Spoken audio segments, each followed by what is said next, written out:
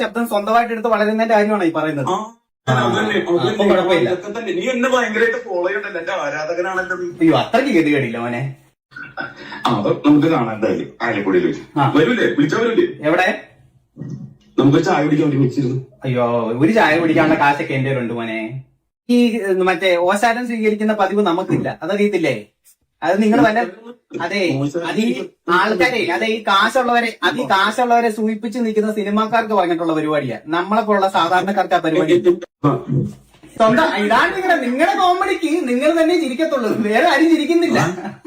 അതുകൊണ്ടാണ് വളർന്നു പോയത്. എവിടെ വരെ വളർന്നു പോയത്? നിങ്ങൾ ഈ വളർച്ച എന്നൊക്കെ വിഷയിക്കുന്ന എന്താ? ഫോളോവേഴ്സിന്റെ എണ്ണമാണോ? അല്ല അല്ലെന്ന് മോനെ അയ്യോ സിനിമ എന്താ ഇത്ര വലിയ പൊണ്ണക്കാര്യമാണോ? സിനിമ ഒരു എന്റർടൈൻമെന്റ് സാധനം മാത്രമാണ്, അതൊരു വലിയ സംഭവമൊന്നും അല്ല.